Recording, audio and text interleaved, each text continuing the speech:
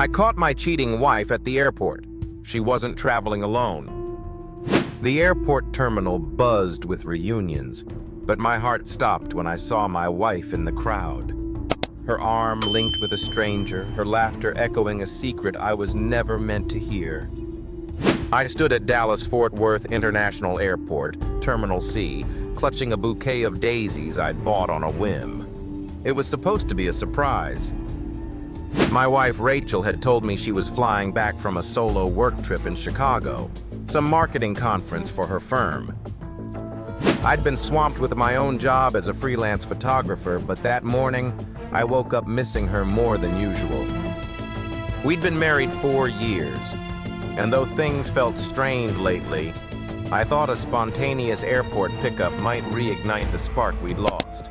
The daisies were her favorite. I scanned the arrivals board. Her flight from Chicago had just landed. My phone buzzed with a text from her. "Just landed, grabbing my bag, see you at home soon, XO." I smiled, imagining her face when she'd see me waiting.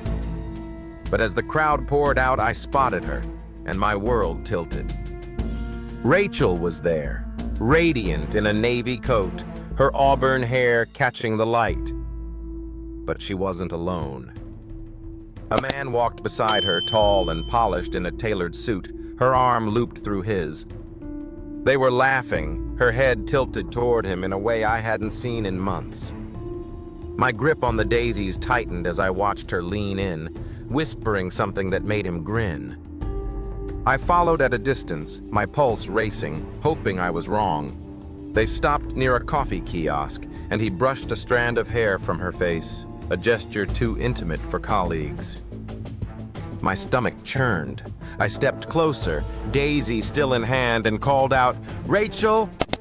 Her head snapped toward me, her eyes widening in horror. "Michael, what are you doing here?" she stammered, pulling her arm free. The man beside her shifted uncomfortably, his jaw tight. "Who's this?" he asked, looking between us. I ignored him, my gaze locked on Rachel. "Who's he?" I shot back, my voice louder than I intended. Heads turned in the terminal. She tried to explain, but the words tumbled out in a mess. The man was Ethan, her work friend from the conference, or so she'd claimed. But there was no conference. They'd flown to Chicago together, a romantic getaway she'd hidden behind a lie. Ethan didn't know she was married. She'd told him she was separated. The daisies fell to the floor as I turned away, her pleas fading behind me. I drove home in a daze, the airport lights blurring through tears I hadn't realized I'd shed. The next month was a storm of divorce papers and late-night arguments. Rachel moved out, leaving me in our loft with memories I couldn't escape. I threw myself into photography, taking on assignments that kept me on the road. One gig took me to a small gallery opening in Santa Fe, where I met a curator named Lila.